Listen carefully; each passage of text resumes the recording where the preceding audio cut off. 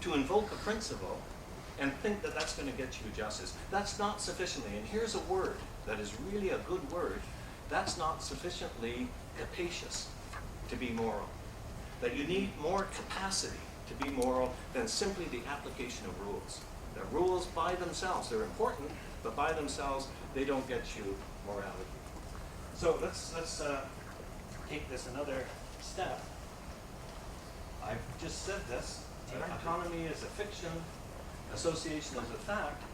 And so when we talk about our roles as people, you know, our roles as people as a father and a son, our roles as colleagues, a department chair, you know, a colleague, our roles as a soldier in the U.S. Army, our roles as college students, that in this this way of thinking about ourselves as being constituted by our roles is simply a recognition of the fact that everything that we do in life is transactional. It always involves us and something else. It always involves association. And so what you're doing when you talk about roles is you're simply identifying and stipulating different patterns of association. And so the roles that we live as human beings, being a mother, being a colleague, that in this Chinese tradition, these roles are descriptive of us, but they're also prescriptive. If I say to you, be just with your colleague, that's kind of an abstract term. If I say to you, older brother, your colleague, then you know what to do next. That in this Confucian world, roles and relationships themselves are normative. Roles and relationships themselves are the basis of what it means to be moral. Roles are where we learn. The entry point for learning to be a moral human being is the family itself. Now, and so we have this idea of role ethics. In the Confucian tradition, if we ask the very basic question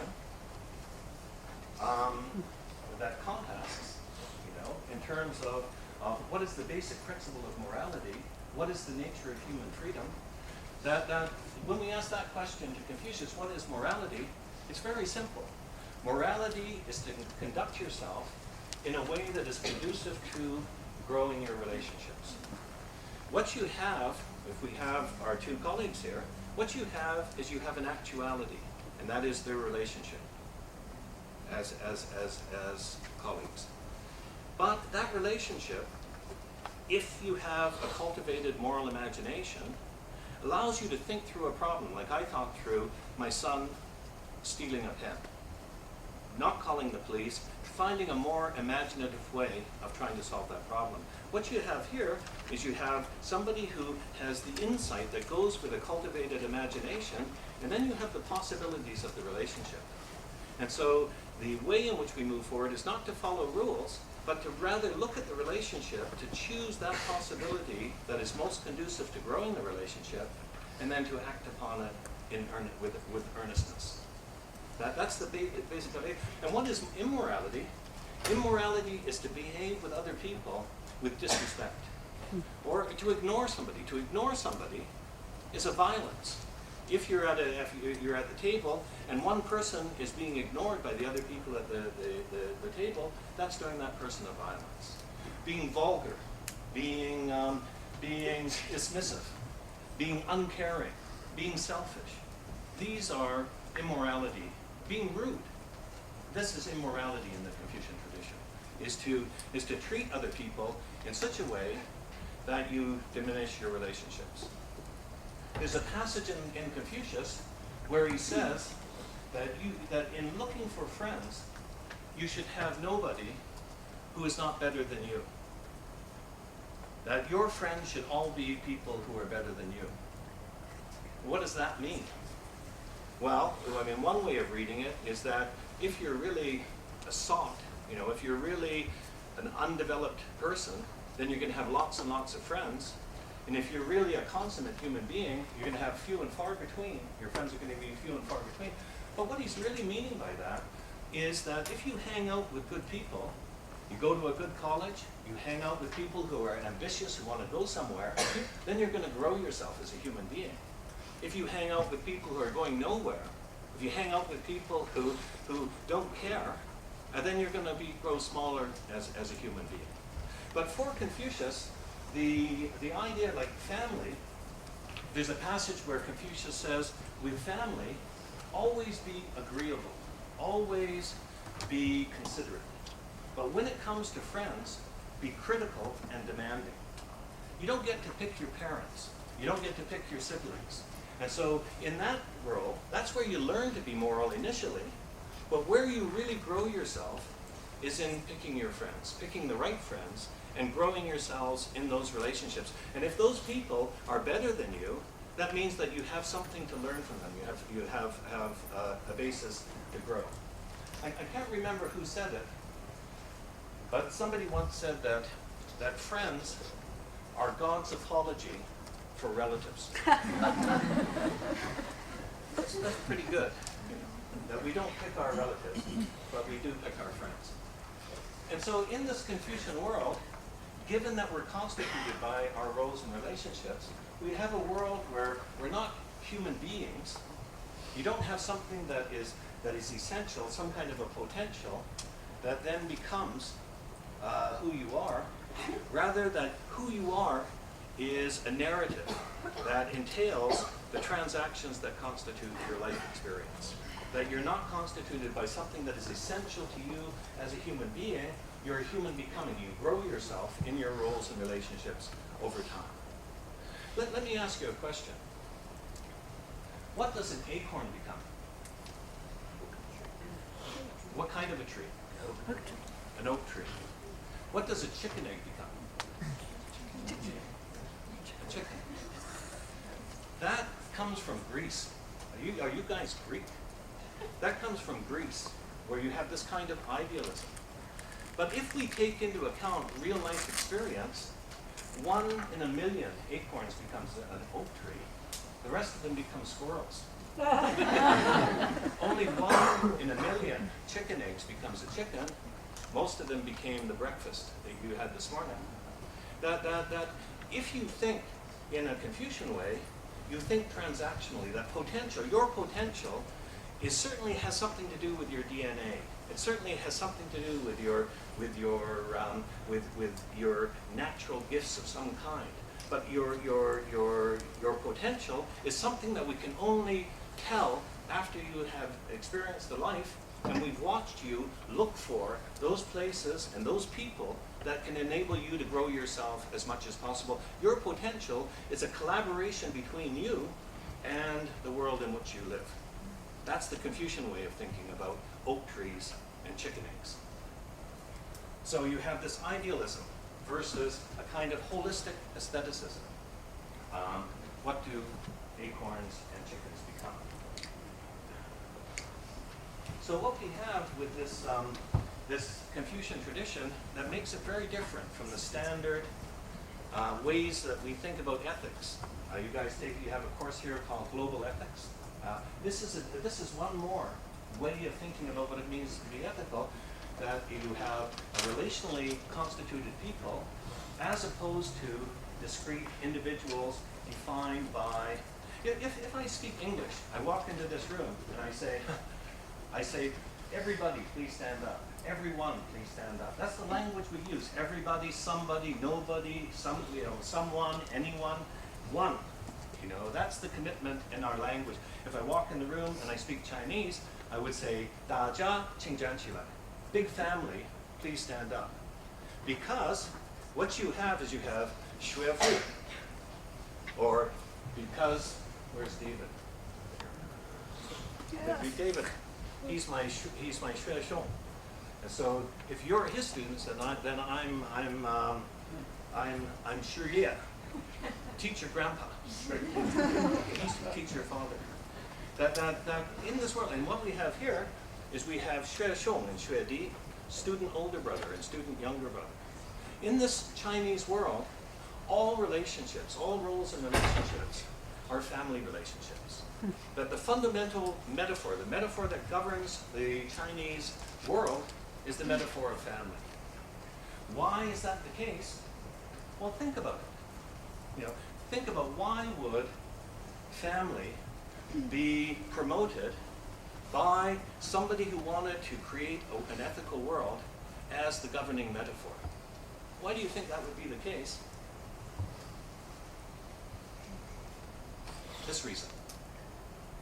That I've spent my life at the University of Hawaii, my professional life. And this is a magnificent institution. We do astronomy. I directed our Center for Chinese Studies, and the University of Hawaii, we have 57 faculty who are Chinese specialists. The largest center for Chinese studies outside of China. We do astronomy because we've got that sky. We do oceanography because we've got the ocean. The University of Hawaii is a magnificent institution. I recommend it to you for graduate school. But if my family says, Roger, you got to come home. We need you to care. We need your time. We need your money. We need your kidney. It's time to go home. It's time to go home. That one way of thinking about Roger is that Roger is this kind of discrete soul that inhabits this body. Another way of thinking about Roger is that Roger is Bonnie's husband, and Roger is Austin's dad, and Roger is Sorhun's professor, and Roger is David's old teacher, and Roger is Gail's next door neighbor. That one way of thinking about Roger is that Roger is a kind of pattern of relationships in the world, and if Roger does them well, then Roger becomes consummate as a human being. If Roger does them poorly, then Roger is retarded as a human being, as a moral human being. Is morally retarded. Mentally retarded, perhaps. Morally retarded, for sure. Okay? So the whole idea of growth, the contrast in Chinese, there's a contrast between the junzi, the renja, who is, the word for consummate in Chinese is the character person, ren, and the number 2. The way that I go from just being a person to being a consummate person has to do with association, what I do with my roles and relationships in the world. What kind of a friend am I? What kind of a husband am I? What kind of a father am I? What kind of a colleague am I? What kind of a teacher am I? Do I care? You know, that this idea, and we do the same thing. Ren means person, and ren also means consummate person. But if I say to you, there are persons and there are persons, does that work for you? If I say to you, there are basketball players and then there are basketball players, does that work for you? What's the distinction that I'm making if I say there are basketball players and there are basketball players? I'm talking about Kobe. I'm talking about Rose. I'm talking about the difference between exceptional basketball players and the common law. That's what's going on in Chinese, ren and ren, but the one that is created in roles and relationships is the consummate, is the exceptional person. So what we have is we have a tension in this example that we're looking at between a rather foxy looking statue of justice, where she weighs up the evidence rationally, where she has a sword to enforce justice, but where justice is blind. That justice must serve the law. Justice doesn't have to do with your narrative. It has to do with serving the law. Remember the confirmation of Sotomayor, this woman who grew up in the projects with a single mother, with a mother with a single child, Hispanic, who went around the world of American law saying that maybe my background as somebody who is disadvantaged, maybe my background as a woman who grew up in the projects, has something to do with the way in which I'm going to enforce the law. Maybe it'll be different from some privileged elite who doesn't come out of that kind of background. When she was going through her confirmation hearings, she had to take all of that back. She had to say over and over again as a mantra, my background has nothing to do with enforcing the law. That enforcing the law is enforcing the law. And then she got confirmed only by 60%. So the idea that justice is blind is a powerful assumption within our culture. And then the alternative is the idea of family. Now, one of the provisos that we really need to understand in terms of Confucius's response is there is this term in Chinese, xiao, that is really important, that we don't have a word for in English. I translate it as family reverence, and you don't know what I mean, but most people translate it as filial piety, and then you really don't know what I mean. So, I mean, but piety has to do with your relationship with your God. That's pious. Pious is a human God kind of a relationship.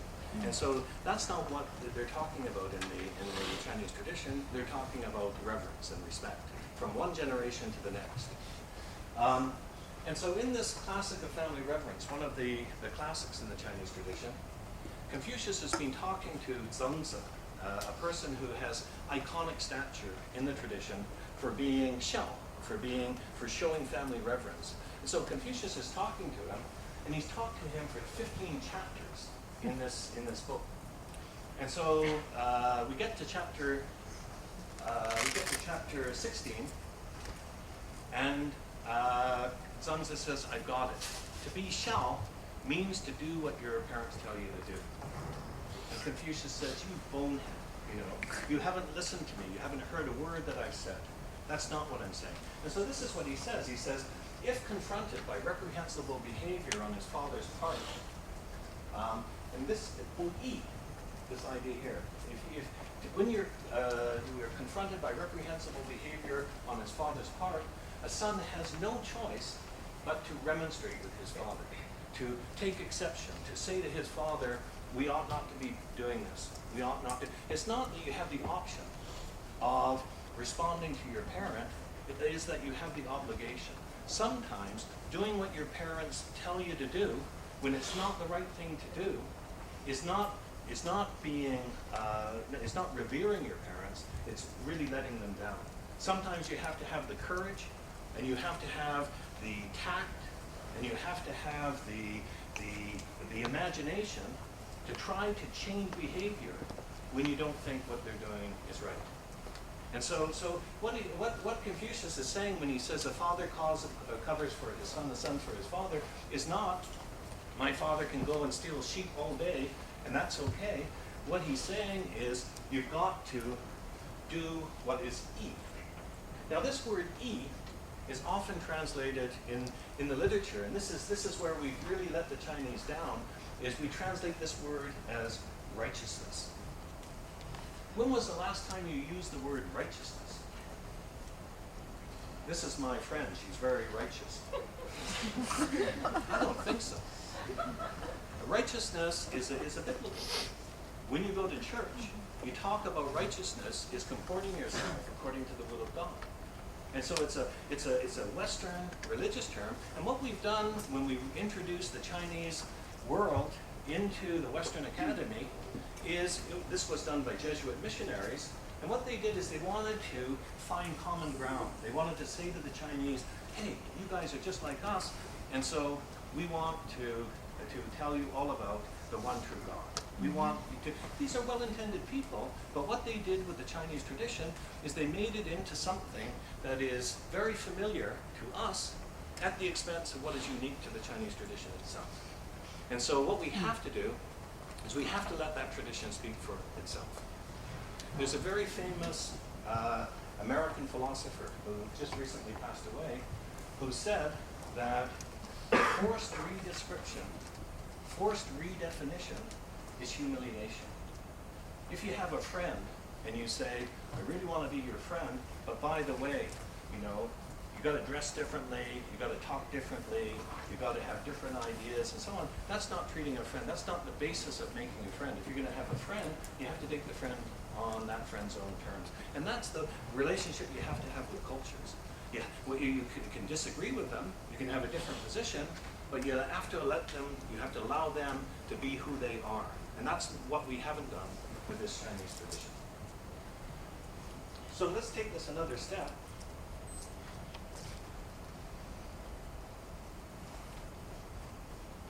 And take a look at this idea of Li that we talked about. This idea of Li is another word in English that we don't have